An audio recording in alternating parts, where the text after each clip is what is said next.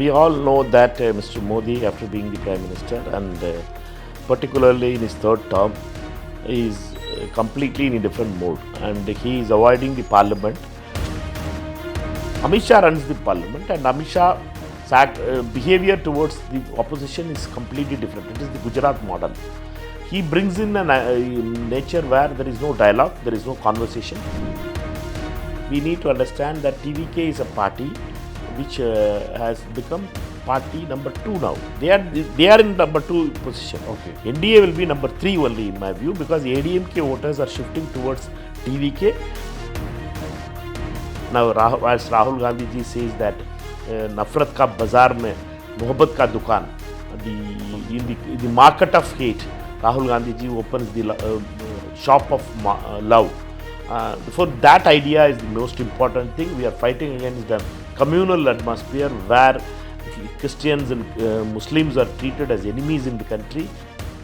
Welcome to the Federal. Today we have Tamil Nadu MP Mr. Manickam Tagore with us. We'll be talking about the politics deep down south where the elections are scheduled in the upcoming months. Welcome to the Federal, sir. Thank you. So you are basically this time, as you are mentioning yourself, like to call yourself suspended MP from the Parliament. So how do you say as a Congress chief whip and a 3-term MP, how do you see the current Parliament situation? You recently said that PM is afraid to come to the Parliament. So what specific accountability is the opposition demanding? We all know that Mr. Modi, after being the Prime Minister and particularly in his third term, is completely in a different mode and he is avoiding the Parliament. He comes to Parliament very occasionally only. He comes and he speaks only once in a year in Lok Sabha. That also on the presidential address. He won't come for question hour. He won't reply to any of the questions till of now. He has never participated in any other discussion other than Vande Mataram or some other topics which is of their ideological nature. But he is avoiding the Parliament and he is not present in the Parliament. This week, you see, 1 week is going to end. He is not at all in the Parliament itself. He is touring the country. He avoids the Parliament and he don't want to come to the Parliament. Therefore, the Parliament is being done by Mr. Amit Shah. Amit Shah runs the Parliament and Amit Shah behavior towards the opposition is completely different. It is the Gujarat model. He brings in a nature where there is no dialogue, there is no conversation. It is only his way of language, aggressive language being used, and they don't want Rahul Gandhi ji, the leader of opposition, to speak in the Parliament. Because when Rahul Gandhi ji gets up, they create some other problem and they use as the honorable chair to stop his mic being switched off. Every time it happens in the discussion on the motion to thank the honorable president also, Rahul Gandhi ji was stopped 20 times. 20 times. So 20 times Rahul Gandhi ji was count. stopped and he could not at last speak and therefore the house was adjourned. Then we protested, therefore we were suspended. Why we are protested? When all the opposition parties leaders they jumped and they went to the ruling benches, we protested. Parliament is a place where opposition leaders has to be allowed to speak. And Speaker Mr. Om Birla keeps on saying that rule or parampara. What is rule and what is parampara? We have to understand that first. When Amit Shah uses a filthy language, where about the parampara goes then? What about the rules goes then? Yesterday Home Minister used a filthy language in Hindi and there is no apology, his mic was not cut down. This is the way they run the Parliament, where Rahul Gandhi ji says truth, Amit Shah uses filthy language. That the opposition leader Rahul Gandhi ji is not allowed to speak.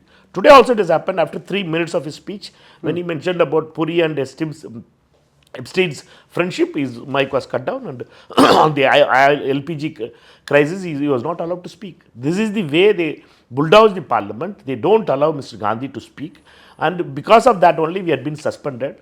There are 8 of our colleagues who are, we are all sitting outside for the Parliament. From January first week. We had protest last week of February. We had been protesting for that thing, and we are sitting outside in Makardar. We protest, legitimate right is that we will protest because India is a country where protest is allowed, and we will fight against this autocratic mindset of Amit Shah. From Mr. Tagore, let me come to the problem that's plagued upon the world. That's the war in West Asia. Of course, globally it has affected us, and it's affecting us as well. You have strongly pushed for a full debate on the West Asia crisis before any no confidence motion against the speaker. Why is a mere statement by External Affairs Minister Mr. S. Jaishankar insufficient, especially when it concerns India's energy concerns and Indians in the Gulf? We had our party has given adjournment motion for a full-fledged discussion on West Asia crisis, energy crisis, and the preparations to face these situations also. Parliament is a place where ideas of the opposition has to be welcomed, and ideas, the solutions can be found together. India's parliament has functioned like that only. Now the Modi and Amit Shah has made parliament as a notice board. They don't have engagement with the opposition leaders. We have opposition leaders who had a lot of experiences, who can share their experiences to resolve issues which the country is facing. And we need to understand that India's parliamentary democracy is designed like that. And that design has been disturbed by Mr. Modi and Amit Shah. Therefore, only this country is facing a lot of problem, and we have to understand that this West Asia crisis, we asked first day itself that we want a full-fledged discussion, and we don't want the parliament to be made as a notice board. We should have the minister reply and the petroleum minister also to reply. For it has to be on, three issues are more important, because trade deal with the US, then the petroleum minister, then the external affairs. Because it's all linked with each one of them, and the prime minister also. Prime minister is the person who has made these three departments into one, and he is responsible for all these things. And he should have answered for it. But he was in Bengal, he was there in Tamil Nadu, he was in Kerala, he was on, for all the 4 days he is touring. He is not in Delhi, he is just spending his time in the election campaign in other states only. Again, my question, Mr. Tagore, is related to the crisis we have in West Asia. Your party raised this LPG cylinder shortage in Parliament today, India's heavy dependence and poor storage capacity. What steps should the centre take? We need to understand it's not only Tamil Nadu, it is across India. LPG is a huge issue. One issue what we have to understand is that in 2014, 12-13 itself, there was a scheme which was introduced to give LPG connections to the poor families. It was on the test mode, and 11, 12, 13. And in the 14th, when Mr. Modi formed the government, they made Ujjwala as a scheme, and they started to distribute connections to the families, a number of families who can be of LPG connections to the families. That's a welcome step. It is not a bad idea, because from health wise also, the women and as well as the tree cutting also, it will come down. Therefore only LPG connection is a very important thing. Therefore only it was designed in Dr. Manmohan Singh's government, and it was implemented in Modi's government. But the same time, the storage capacity was not increased. Okay. The problem here where we are facing is India right now after 12 years of that design of the connections has increased, but the storage capacity for 2 days has only been there. Okay. LPG connection gases can be stored. We don't only have for 2 days. Only 2 days. And in Mangalore and Visakhapatnam only they have it, and therefore this is going to be a huge crisis. Therefore only LPG the demand is suddenly after 11-12 days of the war, when things are going in a different direction, it is going to go out of our control. Therefore we need to understand, because the issues, these kind of things has to be not whitewashed, or you can't cover it. Modi government has had this behavioral problem. Mr. Modi and Amit Shah has a behavioral problem, that they first just want to say that nothing is, all is fine, sab kuch changa hai, ella nalla irukku. But then they will say that you are facing a problem, the world is facing the problem, therefore you have to do like this, you have to ganti bachao, or ye karo, wo karo, band kar do. That is the attitude of them. They don't foresee a problem which the world is looking after. There are ideas, there are people who can, for example, Congress has leaders who had faced these kind of situations. Okay. Who has the experience to do that thing. So you have any immediate solutions? Sorry to cut you. No, that can't be in a television interview. We can't make it. Okay. Therefore, we need to. I am not the expert. There are experts. Leader of opposition. Congress has leader of opposition is Rahul Gandhi is there. Leader of opposition Rahul Gandhi ji is there. Leader of opposition Kharge Sahab is there. Shashi Tharoor is there. Manish Tiwari is there. Digvijay Singh is there. Mr. Chidambaram is there. There are a lot of leaders. Venugopal ji is there. There are who had worked in governments. They had worked in government. They know how government functions. So we need to understand that government, when it functions, it has a lot of experience also. So they bring in experience. They should have conversation with the opposition. But the government is not at all ready for it. Amit Shah and Modi believes in their own model of Gujarat model, where they decide and they think that everything is okay. Therefore, only COVID also they messed up. This also they are going to mess up. Mr. Tagore, let me take you briefly into the Tamil Nadu politics. You have been yourself vocal critic about RSS BJP threat, as you term it, in Tamil Nadu. So, in your recent Tiruchirappalli rally, if I am correct, what exactly do you see as the danger to this Dravidian model, social justice and Tamil identity?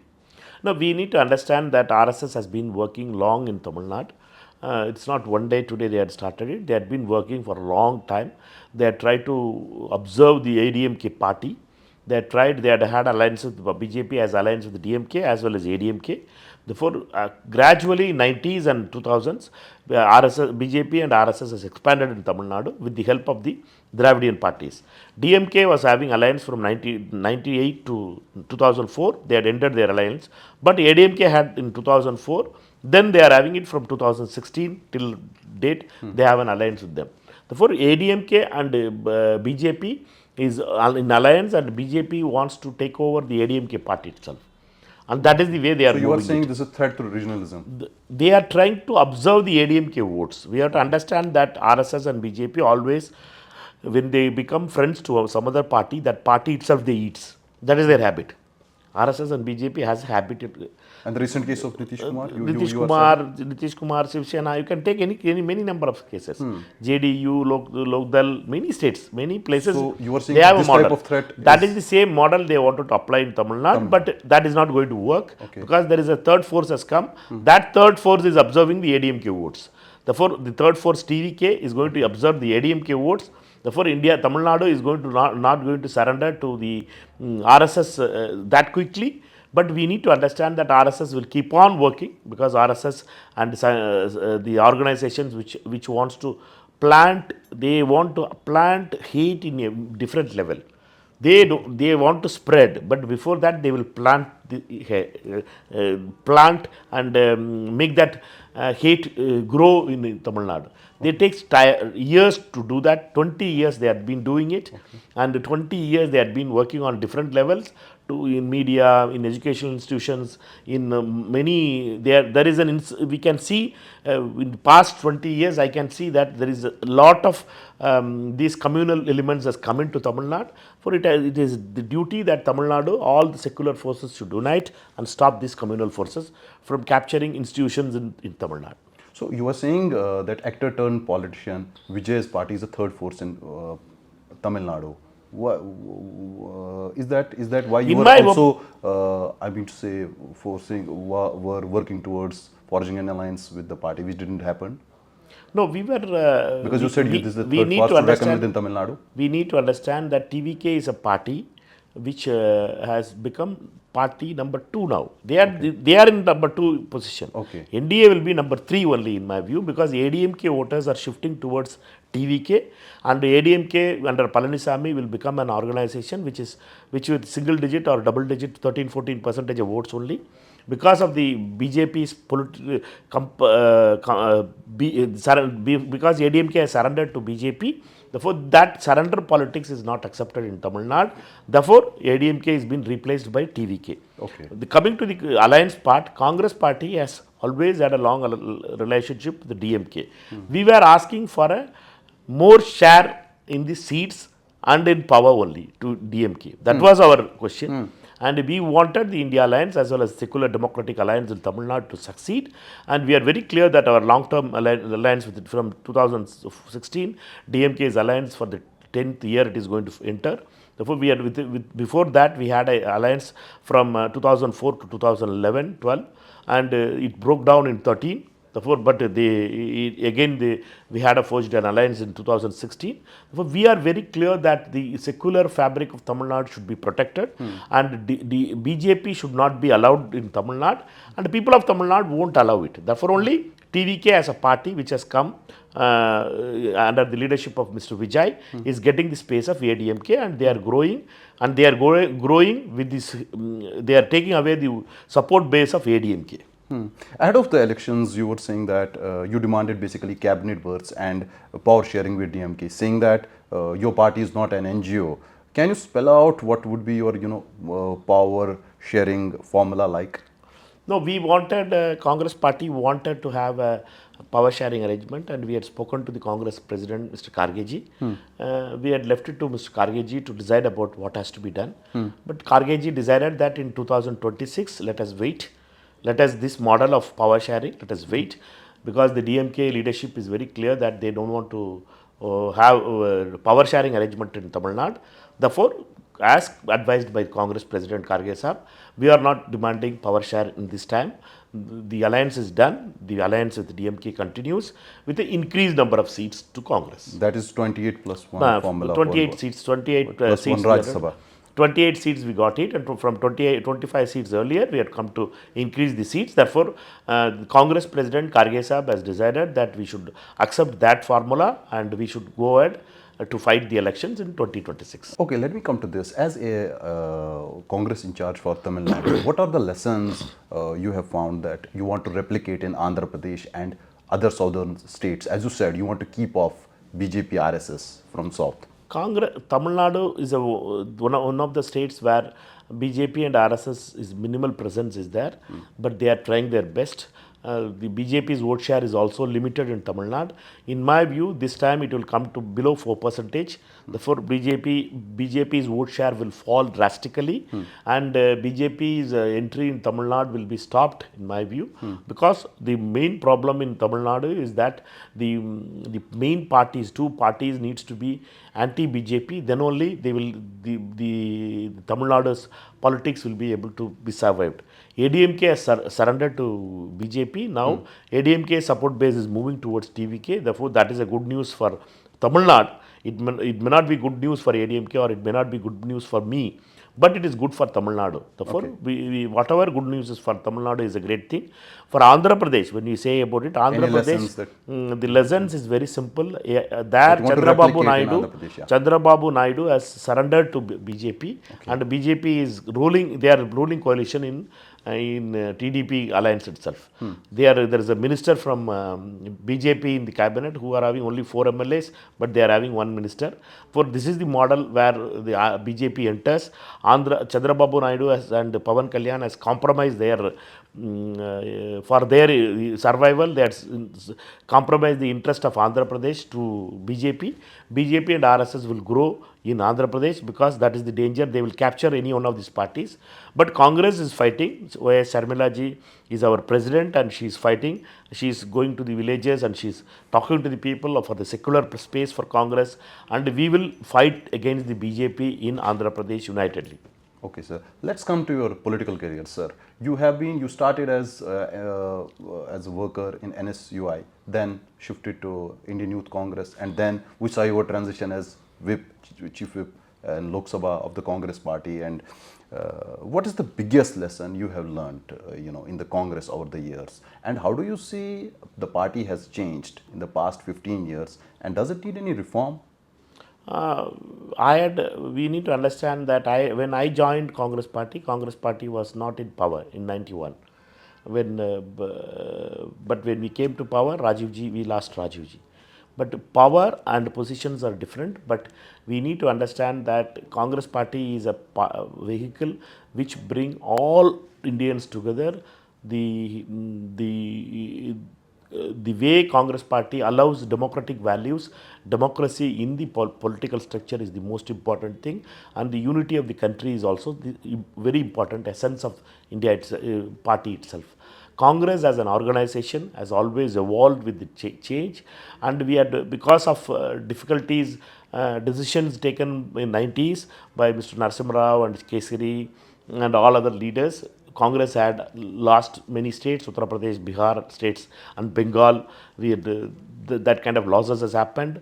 And the major loss we had it for Andhra Pradesh was the bifurcation. In that time, bifurcation, the way Kiran Kumar Reddy, like people who had could not convey the people the message of Y.S. Rashtriya Reddy to the people of Andhra Pradesh was the reason why we lost Andhra Pradesh. These are all the lessons we had understood. The 15 years, this 11 years of Congress where we are opposition, we are very clear that there is a new leadership being groomed by Rahul Gandhi ji, who are fighters, who fight for ideological positions. We are not for positions, we are for political clear cut ideological positions. We take it. We don't run for power and money. We want the country to be saved. We want the social justice, harmony, the communal harmony. Particularly now, as Rahul Gandhi ji says that nafrat ka bazaar mein mohabbat ka dukaan, in the market of hate, Rahul Gandhi ji opens the shop of love. Therefore, that idea is the most important thing. We are fighting against the communal atmosphere where Christians and Muslims are treated as enemies in the country, where the BJP, RSS is planting stories in the young minds against the brothers and sisters of our country who always stood for India's freedom, who had always stood for India's growth, who had always sacrificed for India's growth, India's story of India itself. Mahatma Gandhi, Pandit Nehru, Maulana Azad, Sardar Patel, Kamaraj, all dreamt of an India where every brothers and sisters are equal. But RSS is based on Godsevad and Sarvarkarvad, where they want to insert division in the minds of the young people. Therefore, our fight is a long fight and we will continue to fight it. And Rahul Gandhi ji as a leader continues to fight that in Parliament, inside Parliament, outside Parliament. We are very clear that we will never compromise with RSS, we will never compromise with BJP, we will never compromise with the communal forces who want to divide this country. Mr. Tagore, it's your third term from Virudhunagar Parliamentary Constituency. What are the, if I may ask you, what are the top three achievements that you have made over the years? Especially, you also chair this Madurai Airport Advisory Committee. And what are the issues? What are the, biggest unfinished agenda you want to fulfill? First thing, I will be very happy to say that Sivakasi fireworks is a very important part in the story of India itself. And Sivakasi fireworks had great difficulty when import of Chinese fireworks was allowed. When 2009, when I got elected, I requested Rahul Gandhi ji's intervention, and he spoke to Mr. Anand Sharma, in that time Commerce and Industries Minister. And Sivakasi, because of the demand for Sivakasi fireworks, Chinese fireworks was listed as banned items in India. That was a major achievement in my view. Then comes turning the Madurai airport into a customs airport where international connections has come. In this thing in 2012, when Dr. Manmohan Singh's time, it was made as a first flight to Colombo, and then Dubai was allowed. Now it has been named as international airport, but from 2012 itself, international connection is there but Madurai. And there are the unfinished agenda for Madurai is the aims, which we had been demanding for long years, and it has been built. In few years it is going to be open. Madurai aims is going to be open. Then the textile park which has come, because this area we have a lot of people from the textile and handloom industries. That textile park has to be functional. The work is in progress. These are all the main important things in my view, which needs to be completed. And I hope that I will continue to raise the voice in Parliament in opposition for that issues which concern to my constituency. And Virudhunagar is a constituency where it has Madurai and Virudhunagar districts. Therefore, I represent both the districts' aspirations, and I stand for the people of Virudhunagar, and I raise those issues of people, their immediate concerns. It may be the water shortages, or the rail link, or the roadways development and others. We continue to raise in Delhi. Okay, Mr. Tagore. Finally, looking towards 2026 state polls, how does Congress plan to rebuild nationally while strengthening the southern footprint? Do you see a clear alternative narrative emerging against the BJP? We need to understand that Congress is in power was in power for around 10 years. Therefore, Congress had its own, after being in power, the new leadership development has to take place. And the next 20 years, next decade from 2014 to 2024 and plus this 1 year has been a year of change and transformation. Many people has left who had been power hungry people who had shifted to BJP. Okay. More than 80, 90, 90 people, 90 MPs people. and MLAs has left to BJP. Therefore, Congress is clean now. New leadership has come. New kind of model has come. New leadership is taking charges, and Congress is well prepared for 2029 also. And Congress in every battle in every state we have to fight it differently. And we know that RSS and BJP plans in a way where they misuses the organizations, starting from the Election Commission, CBI, ED, IT, all institutions are misused by BJP, and their expert Mr. Amit Shah gets doctorate in misusing these organizations. It may be any organization, it may be the intelligence organization, it may be security organizations, any organization. Mr. Amit Shah should get a doctorate on misuse of how to misuse the institutions. So we are fighting against that misuse also.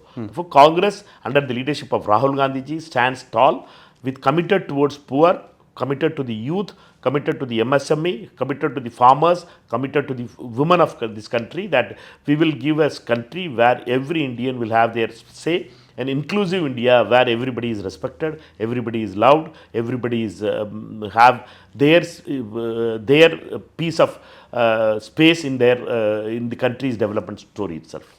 Okay. Mr. Tagore, let me come to this. Amid the power sharing standoff you had with DMK, actor Vijay's TVK openly backed for a demand for respect in the alliance, and some Congress leaders even suggested a Congress TVK combination could sweep Tamil Nadu. You later reaffirmed that Congress wants Stalin to continue as CM. What made you draw that line and stick with DMK instead of switching over to exploring TVK for the alliance? No, we need to understand party workers' views will be there. Party workers will have their own views. But party leadership will have to take a call. And we in Congress party, we have a culture that in the state level, district level, when they have an opinion, but in the state level, there will be a discussion, and the national level, the decisions are taken. Therefore, Congress party, Congress leadership, Congress president, Karge Sahab is the president. What he says is the ultimate decision for Congress party.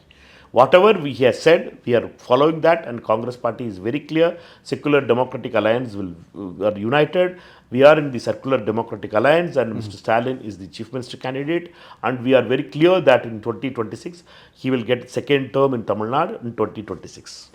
Mr. Tagore, just now you told me that Vijay's TVK is a force to reckon with. You are simply posing Vijay as a serious challenger, and rapidly, which you said is rapidly occupying AIDMK's space, potentially creating a three-cornered contest this time. Now that Congress has finalized seat sharing agreement with the DMK, so how serious a vote stable threat does TVK pose to India bloc in Tamil Nadu, especially among the youth and first-time voters? It's a division of votes is going to happen. You have to understand the ADMK vote is going to be getting divided into two parts. One is the TVK and the ADMK BJP. Therefore, ADMK BJP will not cross about 20% of votes, and the TVK will be with the remaining percentage of votes and second position. The India Alliance with the vote share of 40% will be very comfortable in that block, because India Alliance has been scoring this 40 plus percentage of votes from 2019, 21 and 24. Three elections we have been scoring between 45 to 52% of votes. But this time also I am pretty confident that we will not reduce our votes from below 40.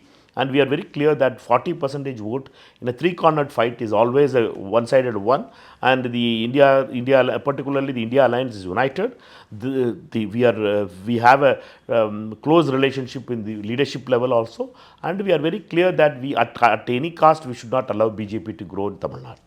One last question, Mr. Tagore. There were reports that senior Congress functionary Praveen Chakrabarti, who is also chairman of All India Professional Congress, So that during your alliance with Vijay talks, uh, as someone who pushed hard for Congress to get its due for DMK, do you believe TUK could still be a future partner for Congress in Tamil Nadu if the Dravidian model weakens? Or is the DMK alliance non-negotiable for 2006 and beyond? No, we need to understand that our relationship with DMK has its up and downs. In 2004 till 2011, we were partners for four elections: 2004, 2006, 2009, and 2011. And then we had a break in 2014. Again, we got together in 2014, 16, 19, 21, 24, and 26. With the fifth election, we are fighting again together. Therefore, we have synergy with that with the alliance, and we are very clear that our where we have to go and who is our political opponent. Our political opponent is BJP, RSS, and ADMK. Therefore, we are fighting that battle. Let us fight that battle first. Let us win this battle in 2026. We are very clear that in Tamil Nadu, the Secular Democratic Alliance, the India Alliance in national level will win in Tamil Nadu, and we will be clear. We will be clear winners in that election in 2026. Appreciate Mr. Tagore for joining us. Thanks for your time.